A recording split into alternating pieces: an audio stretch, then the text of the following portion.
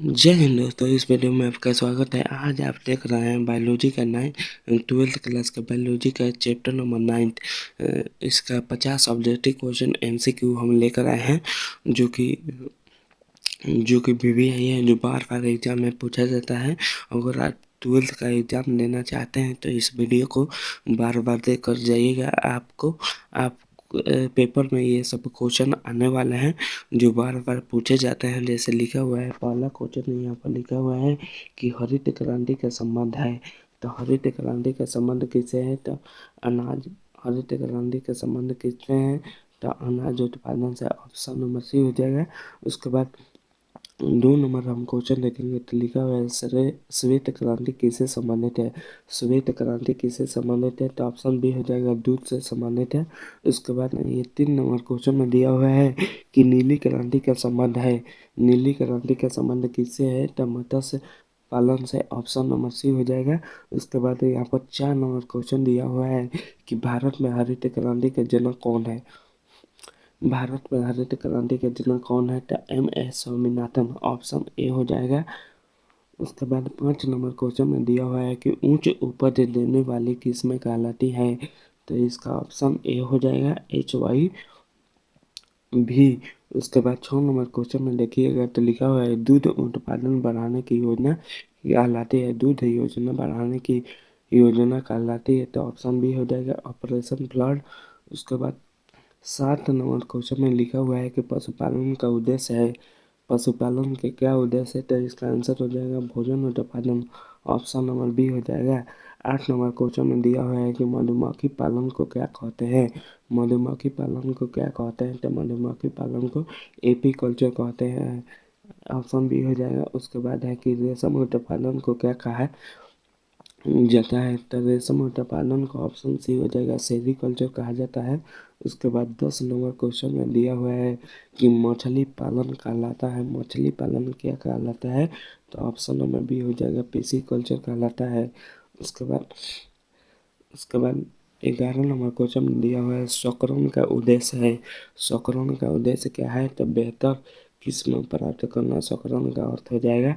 उसके बाद 12 number question में दिया है कि पशुओं में रोग प्रतिरोध क्षमता बढ़ने की विधि है। पशुओं में रोग प्रतिरोध बढ़ने की क्षमता विधि है। तो ऑप्शन बी हो जाएगा, टीकाकरण। ऑप्शन बी हो जाएगा, टीकाकरण। उसके बाद 13 नंबर क्वेश्चन में दिया है मुर्गी पालन से प्राप्त होता है। मुर्गी पालन से प्राप्त होता है। तो मुर्गी पालन से ऑप्शन सी हो जाएगा, अंडा और मांस। अंडा और मांस प्राप्त होता है। उसके बाद 14 नंबर क्वेश्चन में दिया हुआ है कि बायोटेक्नोलॉजी का उपयोग किया जाता है। बायोटेक्नोलॉजी का उपयोग किया जाता है तो उच्च गुणवत्ता उत्पादन में। उच्च गुणवत्ता उत्पादन में। उसके बाद 15 नंबर क्वेश्चन में दिया हुआ है कि फसल सुधार का मुख्य लक्ष्य है।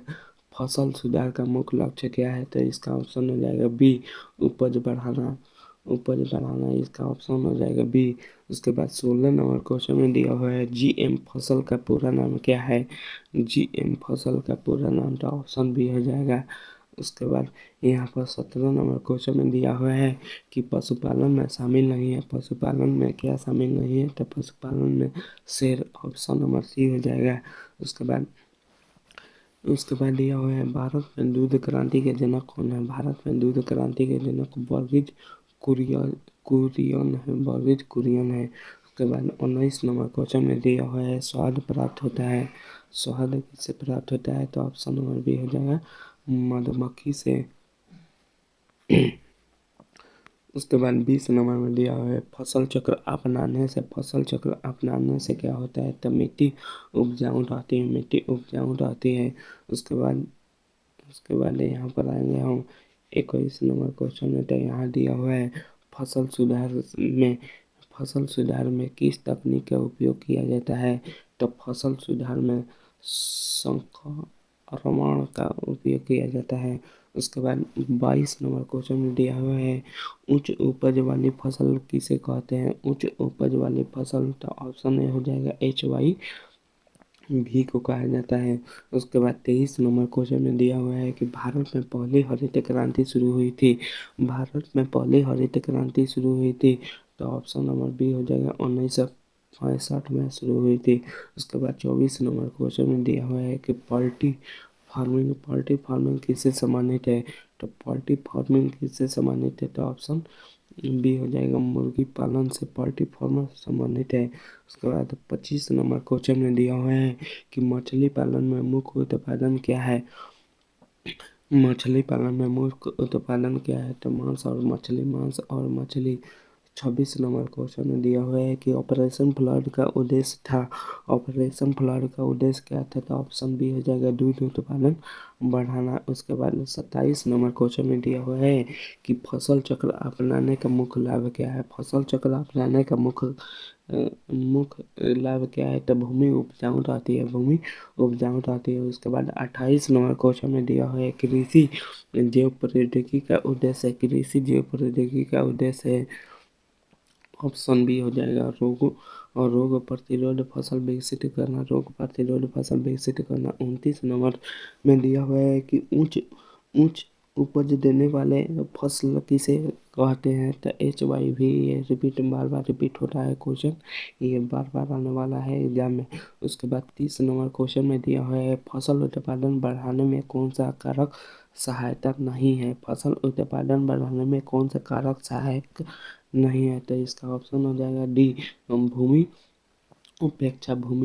उसके बाद 31 नंबर क्वेश्चन में दिया हुआ है कि श्वेत क्रांति का मुख्य लक्ष्य था। श्वेत क्रांति का मुख्य लक्ष्य क्या था, तो ऑप्शन इसका बी हो जाएगा दूध उत्पादन बढ़ाना।